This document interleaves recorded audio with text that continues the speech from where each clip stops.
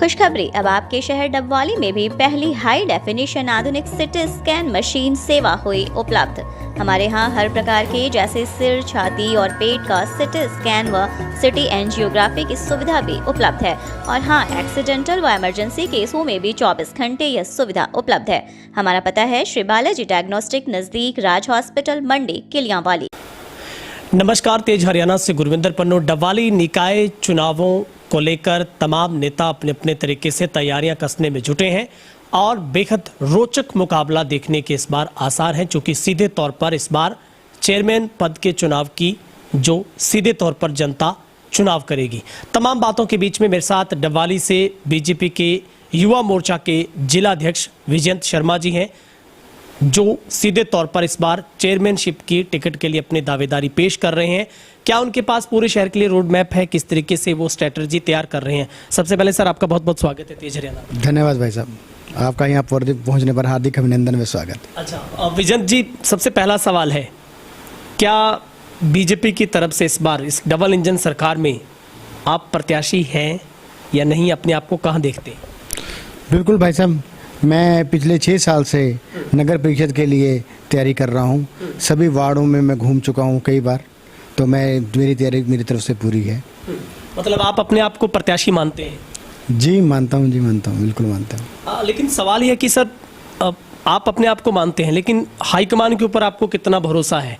आपको लगता है कि वो तमाम जो क्राइटेरिया है वो आप पूरा करते हैं, फुलफिल करते हैं कि टिकट आपके हिस्से में आएगा? मेरे ख्याल से तो मुझे लगता है कि हाईकमान का आशीर्वाद मुझे मिलेगा। सर, इस बार रोचक इसलिए है कि आपको एक एमएलए का चुनाव लड़ना है, डायरेक्ट आपको जनता चुनेगी। क्या लगता है सबसे बड़े मुद्दे शहर के कौन कौन से रहने वाले हैं? यहाँ सबसे मुद्दा जो मैं मानता हूँ वो अव्यवस्था का है। देखा हो आपने, और आपको इस बात की नॉलेज भी होगी कि फंड की कोई कमी नहीं है। माननीय मुख्यमंत्री मनोहर लाल जी ने, हमारी सरकार ने फंड की यहाँ पे कमी नहीं आने दी पिछले 6 सालों में।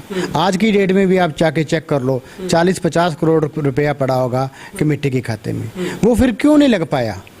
ये बहुत बड़ा सवाल है। जनता के अगर चाहे सोचे तो ये सबसे बड़ी समस्या और सबसे बड़ा सवाल ये है कि सत्ता में तो आप हो ना, सीएम साहब भी आपके रोका किसी ने था? 40 करोड़ आप कह रहे हैं पड़े हैं, लेकिन सर जनता सवाल पूछ रही है, लगाए क्यों नहीं? बिल्कुल सही बात है पुन्नू जी, और आपने बहुत ही सही मुद्दा उठाया। और मैं भी इस बात पे ही अपना फोकस, और जो मेरा चुनाव का जो अभियान है वो भी मैं इसी बात पे फोकस होकर लड़ना चाहता हूँ कि शहर को ये सोचना चाहिए। पिछले 2 प्लान से आप देख रहे हैं कि शहर वासियों ने कांग्रेस को या कांग्रेस एमसीओ को जिताया, और दोनों बार उन्हीं के महानुभावों ने सरकार घेर दी। और यही वो लोग हैं जो सरकारी पैसे का उपयोग नहीं होने देते, सरकारी काम में बाधा बनाते हैं। मेरे पास प्रूफ हैं, आप कहो तो मैं आपको आरटीआईज दिखा सकता हूं। आपको इस बात की टेक्निकली, अगर आप एक्सपर्ट हैं, जो कमेटियां बनती हैं उनमें ये साइन करके उनके साइन दिखा सकता हूं कि उन्होंने चलते काम में बाधा पहुंचाई। काम आप समझ गए होंगे कौन सा काम है, नहीं तो मैं काम भी बताने को तैयार हूँ। तो अभी आपको क्या लगता है कि जिस तरीके से समय बहुत कम है, मगर सवाल है कि आपकी बीजेपी में गुटबाजी बहुत ज़्यादा है। आपके भी कई तरीके के ऐसे ग्रुप हैं जिनमें अलग अलग तरीके से लोग अपने अपने हिसाब से अपने अपने नेता को साथ लेकर चल रहे हैं कि शायद टिकट मुझे मिल जाए। विजयंत जी, इन सब के बीच में आप कैसे पार पा लेंगे? कैसे आप इस मुश्किल से लड़ेंगे कि टिकट सिर्फ आपके हिस्से में आए? देखिए, जहाँ तक मेरा सवाल है, आप फेसबुक पे लगातार देखते होंगे मेरी गतिविधियाँ। मेरे पे आशीर्वाद आदित्य जी का भी है, हमारी एमपी मैडम का भी मेरे पे आशीर्वाद है। उनका भी जो शहर में जो भी प्रोग्राम हो वो मैं चेकआउट करता हूँ। जहाँ तक देव कुमार जी हैं, वो मेरे बड़े भाई हैं, रिश्तेदार हैं, उनके साथ भी मेरे बड़े अच्छे संबंध हैं। विजय वधवा जी का भी मुझे आशीर्वाद प्राप्त है। मुझे नहीं लगता कि अगर मुझे टिकट मिलती है तो ये मेरे सारे भाई मेरी सपोर्ट नहीं करेंगे। लेकिन विजयंत जी, यहाँ की जनता ये कह रही है कि जब से आदित्य जी ने चुनाव लड़ा उन्होंने शहर में कदम नहीं रखा। दूसरा, एमपी मैडम है, वो सिर्फ झंडी दिखाने आते हैं, इसके अलावा शहर उनको दिखता नहीं है। मतलब डबवाली नक्शे से बाहर है। फिर आपकी फेवर में ये नेता तो जरूर खड़े हैं, लेकिन जनता कैसे आएगी? देखिए, जनता का जहाँ तक सवाल है, आप एक बात देखिए, जहाँ तक सरकार के जो क्वेश्चन होते हैं, सरकार का जो काम होता है, वो सरकार ने बखूबी किया। माननीय मुख्यमंत्री जी ने एक समान विकास सभी हलकों में दिया, और हमारी यहाँ की छोटी सरकार में हमारी भागीदारी न होने से वो कार्य नहीं हो पाए। जहाँ पर तक हमारी MP मैडम का सवाल है, आपको भी पता है पुन्नू जी, कोरोना काल था। कोरोना काल में कोई भी नई नेता मैदान में आ सका, और जब से कोरोना काल समाप्त हुआ है मेरे ख्याल 4 चक्कर वो डवाली में लगा चुकी हैं उसके बाद। तो अब उनके पास समय की कोई कमी नहीं है, हमारी समस्याओं सुनने की कोई कमी नहीं है। जब कहीं भी मौका मिलता है, छोटे से छोटे फंक्शन में, आप अपने घर में 10 बंदों का फंक्शन रखो, मैं जिम्मेवारी लेता हूँ कि वो आपके हर फंक्शन में आएंगी। जहाँ तक आदित्य जी का काम इसका सवाल है, वो माननीय जिलाध्यक्ष है हमारे, तो उन्होंने हमारा पूरा जिला देखना होता है, तो इस वजह करके थोड़ा ऐसा है। लेकिन ऐसा नहीं है कि हम फ़ोन करें डवाली की किसी छोटी भी छोटी समस्या के लिए वो हमारे साथ नहीं खड़े, वो हमारे साथ बिल्कुल 100% खड़े हैं। लेकिन सर, डवाली के तमाम वार्डों में हम जा रहे हैं, लोग कह रहे हैं कि यहाँ पर पीने के पानी की समस्या है, क्योंकि सीवरेज युक्त पानी आता है, गलियाँ नहीं बन पाई हैं। और अब तो रिवाज है कि आप गलियों को उखाड़ने का काम करते हैं, बनती बाद में है। अगर कोई बन जाती है तो आपके खुद के एरिया में आप गली देख लीजिए, उस गली को देख के लगता है कि ये गली कभी बनी नहीं है, हालांकि वो नई बन चुकी है। लेकिन कैसे संतुष्ट करेंगे आप जनता को? क्वालिटी को लेकर सवाल खड़े हो रहे हैं कि गुणवत्ता नहीं है गलियों में, गलियां पहले टूट रही हैं। पुन्नू जी बिल्कुल सही सवाल उठाया आपने, मेरी गली का मुद्दा उठाया, जो नेहरू स्कूल से लेकर नहीं, जो ये सड़क बनी है नेहरू स्कूल से लेकर वाल्मीकि चौक तक बनी है, और आगे ये PNB बैंक तक जाएगी।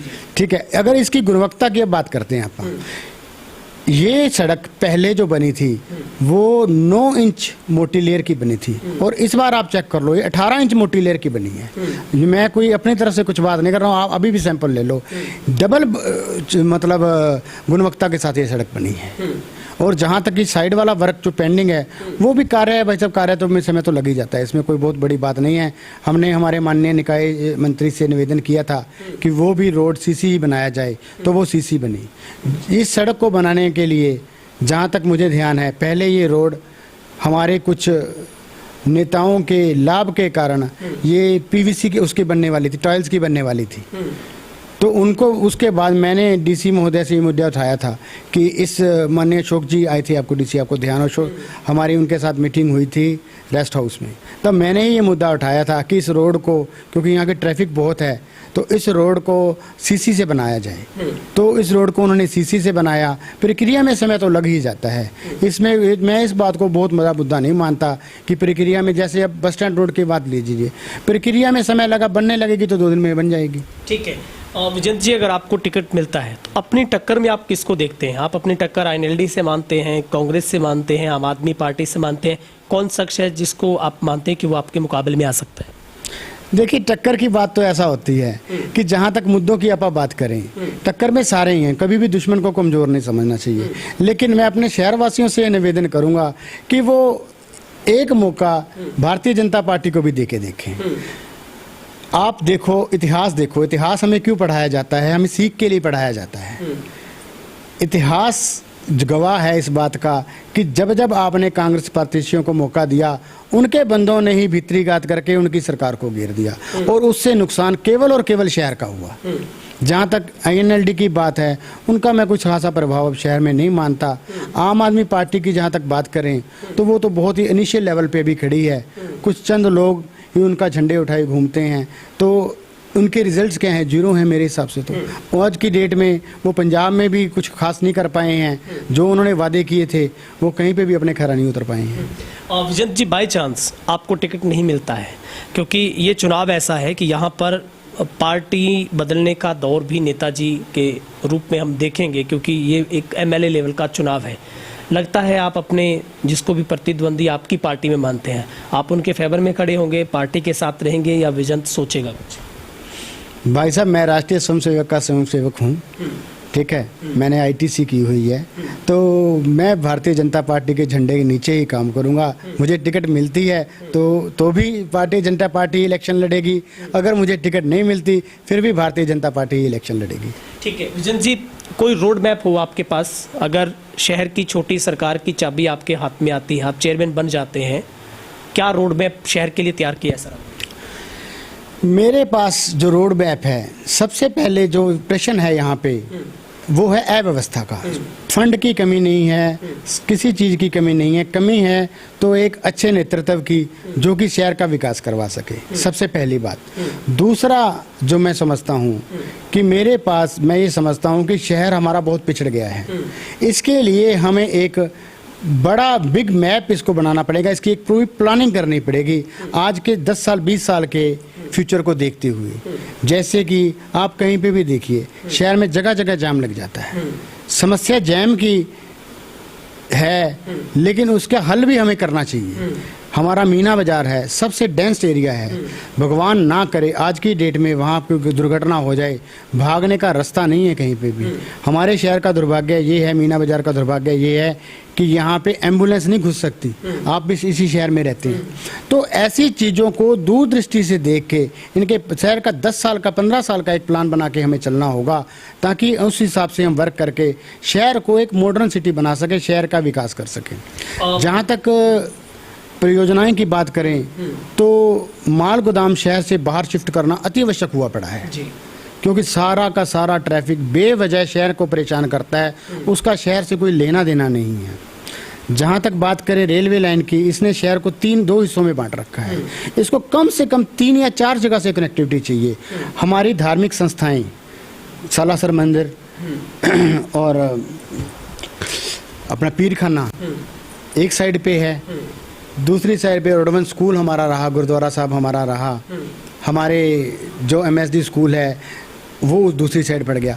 दोनों तरफ लोगों को आना जाना पड़ता है। वहाँ पे एक फुट ओवर ब्रिज या स्कूटर ब्रिज की मैं कोशिश करूँगा कि वहाँ पे बन जाया जाए।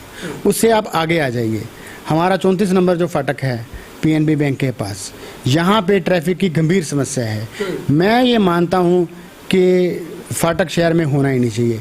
चाहे इसके लिए हम अंडर ब्रिज बनाएं, इसके लिए प्लान मैंने सोच रखा है कि किस प्रकार से, किस डिज़ाइनिंग से। मैंने एक बार एक आर्किटेक्ट से मीटिंग करके इसका एक डिज़ाइन भी हमने तैयार किया था कि कैसे इस चीज़ को, बाजार को नुकसान पहुंचाए बिना कैसे हम इस चीज़ को कर सकते हैं। अगर मुझे मौका मिले तो अवश्य मैं करके दिखाऊंगा।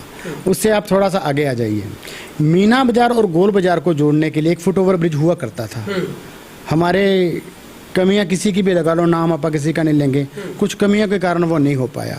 अगर ये दोनों, अगर फुट ओवर ब्रिज से ही अगर ये जुड़ जाते हैं तो इससे हमारे गोल बाजार में जो व्यापारी भाई बैठे हैं उनको भी बेनिफिट होगा, और जो मीना बाजार में भाई बैठे हैं उनको भी व्यापारिक लाभ होगा। उससे आप थोड़ा सा आगे और आ जाइए। सब्जी मंडी को इधर न्यू बस स्टैंड रोड से जोड़ने की अति आवश्यकता है। कोई स्कूटर ओवर ब्रिज या फुट ओवर ब्रिज यहाँ पे भी एक बनाने की संभावना है, यहाँ पे होना चाहिए। इस टाइप से ये तो मैंने जस्ट 2 एग्जांपल आपके सामने रखी हैं। अब आगे और इसके विकास की बात करें तो शहर में कोई सुंदर बड़ा पार्क नहीं है। मैं चाहता हूं कि शहर में कोई बड़ा सारा पार्क हो। शहर के बीचों बीच हमारी जगहें बहुत खराब पड़ी हैं और बहुत से लोगों ने पंचायत, इसके नगर परिषद की जगह पे कब्जा कर रखा है। तो कैसे भी कर करा के शहर में एक बड़ा पार्क की व्यवस्था उस साइड में हम कर सकते हैं, वार्ड नंबर 2-3 साइड की तरफ। तो इस साइड बहुत सारी हैं जहाँ पे भी थोड़ा थोड़ा प्रयास की ज़रूरत है। और वो उसमें देखें तो इतने बड़े बड़े पार्क कटे हुए हैं, हमारे पास ही पार्क कटा हुआ है वार्ड नंबर 14 में, सिर्फ उसमें झूले उसको व्यवस्था करने की ज़रूरत है। वार्ड नंबर 4 में आप चले जाइए, सरकार ने इतना बड़ा पार्क छोड़ रखा है, लेकिन वहाँ अव्यवस्था की कमी है। थोड़ी व्यवस्था सुधारने की ज़रूरत ज़्यादा है, फंड की कोई कमी नहीं है, एक शहर को दिशा देने की ज़रूरत मैं ज़्यादा समझता हूँ। विजन जी, अभी बहुत कम समय रह गया है। मेरा सवाल है कि ये इम्तिहान की कड़ी बहुत करीब है, लेकिन आपको इंतज़ार करना कैसा लग रहा है? क्योंकि अभी पार्टियों, आपकी जितने भी पार्टी लेवल पर आपका मीटिंग का दौर शुरू हो गया, आपने कल ही एक मीटिंग अटेंड की भी होगी। कैसा लग रहा है आपको ये इंतज़ार करना? कितना करीब मानते हो अपने आप को इस टिकट की टक्कर में? देखिए, इंतज़ार का तो मैं कोई इस बात को इंतज़ार में नहीं मानता। मैं तो पिछले 6 साल से लगातार ग्राउंड पे वर्क कर रहा हूँ। मैं परसों भी आपने देखा होगा, अलग अलग समय पे हमारे बहुत से युवा साथी हमारे साथ जुड़ रहे हैं विभिन्न पत्रकारों, फेसबुक के माध्यम से अगर आपने देखा हो तो। अभी भी आज शाम को भी मेरा एक प्रोग्राम है, नए युवा साथी मेरे साथ जुड़ेंगे। तो मैं तो इसको इंतज़ार नहीं मानता, ये पार्ट ऑफ लाइफ है। डेली मेरा तो चलता है, मैं सुबह निकलता हूँ, शाम तक 5-7 लोगों के साथ मिलता हूँ और नए साथियों को जोड़ रहा हूँ। ठीक है, बहुत बहुत शुक्रिया सर, आपने वक्त निकाला और बहुत बहुत शुभकामनाएं। धन्यवाद भाई साहब। ये थे हमारे साथ बीजेपी के जो जिलाध्यक्ष हैं युवा मोर्चा के विजयन शर्मा जी जो हमारे साथ बातचीत कर रहे थे। निश्चित तौर पर इन्होंने कोरोना काल में और अपनी संस्था में बेहद अच्छे काम किए हैं, हमेशा लोगों के बीच में रहते हैं और इनका जो एक बहुत ही सादगी भरा जो जीवन एक लोगों को पसंद आता है, क्योंकि हर मुद्दे पर वो हमेशा जनता के साथ होते हैं, चाहे वो उन्हें सरकार के खिलाफ भी क्यों ना जाना पड़े। लेकिन अब इम्तिहान की घड़ी करीब आ रही है, डबवाली में इंतज़ार है अब हर पार्टी को अपने मोहरे खोलने का, अपने उन तमाम प्रतिद्वंदियों को मैदान में उतारने का फैसला यहाँ के 39,260 मतदाता करेंगे। 19 को चुनाव है, 22 को नतीजे होंगे। अगले चेहरे के साथ मैं फिर से आपको मिलवाऊंगा, क्योंकि जितने भी चेयरमैन की दौड़ में जो उम्मीदवार हैं हम उनसे बातचीत कर रहे हैं, उनके तमाम प्लान्स को जानने की कोशिश कर रहे हैं ताकि इस बार शहर के विकास को एक नई उड़ान मिल सके, क्योंकि पहली मर्तबा हरियाणा में इस बार निकाय में चेयरमैन का डायरेक्ट चुनाव नगर परिषद के अंदर हो रहा है। आप इस वीडियो को ज़्यादा से ज़्यादा शेयर करें, फेसबुक पर है तो हमें फॉलो करें। बहुत बहुत शुक्रिया।